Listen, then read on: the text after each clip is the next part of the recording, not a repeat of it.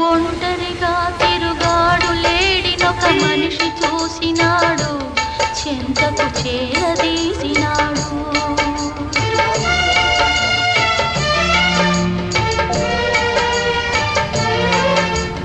అభమో శుభమో తెలియని లేడి అతనిని నమ్మింది, తన హృదయం పరిచింది. ఆ తరువాత